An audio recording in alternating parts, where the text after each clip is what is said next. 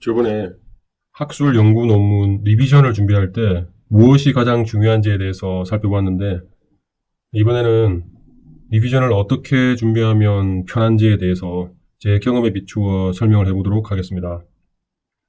먼저 논문 투고부터 게재까지의 과정을 살펴보면서 우리가 논문을 투고한 다음에 디시전을 받을 때까지 약 한 1개월에서 3개월 정도가 걸리는데, 이때 리비전 기회를 받게 되면 굉장히 기쁜 일이죠. 리비전을 준비해서 다시 accept, reject 결정을 받게 되는데, 이때까지 걸리는 총 시간이 한 달 반에서 6달 반까지도 걸리기 때문에 리비전을 준비하는 것은 아주 크리티컬한 순간이라고 생각할 수가 있습니다. 왜냐하면 리비전까지 했는데 리젝션이 되면 최악의 경우라고 볼 수 있죠. 다시 원래대로 돌아가야 되기 때문에 요만큼의 시간을 손해보게 되는 것입니다. 그래서 리비전을 준비하는 것은 굉장히 중요하다고 생각할 수가 있습니다. 그때 뭐가 중요한지에 대해서 생각을 해보았는데요. 그 리뷰어 입장에서 볼 때는 자기가 준 코멘트, 예를 들어서 리뷰어 넘버 1, 리뷰어 넘버 2, 이 사람들이 각각 자기들의 코멘트가 있단 말이에요. 1번, 2번, 3번 이런 식으로. 이 사람도 제너럴 코멘트가 있고 1번, 2번, 3번, 4번 이런 식으로 코멘트가 있겠죠.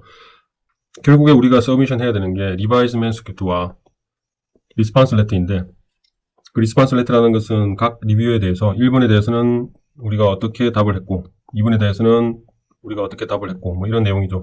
그 다음에 2번 리뷰어도 마찬가지로 2번 리뷰어의 1번에 대해서는 우리가 어떻게 답을 했고 2번에 대해서는 어떻게 답을 했고, 그래서 매뉴스크립트를 어떻게 고쳤다라고 설명하는 전반적인 설명이 이 리스폰스 레터에 다 들어가 있는 거죠. 10명 중에 9명의 리뷰어는 이 리바이즈 매뉴스크립트는 보지 않는다고 말씀드렸습니다. 왜냐하면 그 사람들 관심은 자기가 준 코멘트에 대해서, 예를 들어서 1번 리뷰어라고 치면 이 1번 리뷰어는 자기가 이런 코멘트를 줬는데 그 코멘트에 대해서 얼마나 잘 대답을 했는지 그게 관심사이기 때문에 리스폰스 레터를 읽어본다는 거죠.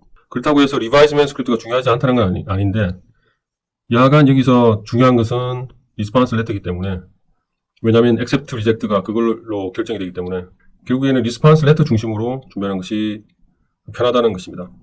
물론 이제 이거를 준비하는 방법은 여러 가지가 있는데, 결국 우리가 준비해야 되는 게 이 리스폰스 레터랑 리바이즈 맨스크립트인데, 코멘트를 보고 여기 좀 고치고, 코멘트 보고 여기 좀 고치고, 코멘트 보고 여기 좀 고치고 한 다음에 나중에 다시 리스폰스 레터를 만들려고 하는, 그렇게 준비하려고 하는 사람들이 있어요. 물론 저도 그렇게 한 적이 있는데, 이렇게 하면 뭐가 안 좋냐면은 뭐 이렇게 해도 결국에 최종적으로는 리스폰스 레터를 잘 만들면 되는데, 리뷰어가 이거를 중요하게 생각하기 때문에 이거를 중심으로 먼저 만드는 게 편하다는 거죠. 그래서 물론 뭐 여기서 이거 다 고치고 난 다음에 다시 가서 리스폰스 레터를 준비해도 되겠지만, 더 편한 방법은 리스폰스 레터를 먼저 완벽하게 만든 다음에, 그 리스폰스 레터를 완벽하게 만든다는 것은 1번 리뷰에 대한 답변으로 우리가 맨스크립트 이렇게 고쳤다, 1번 리뷰의 2번 코멘트에 대해서 우리가 이렇게 고쳤다, 이 고쳤다는 내용 안에 예를 들어서 본문을 이런 식으로 고쳤다고 하면 그런 내용들이 다 설명이 되겠죠.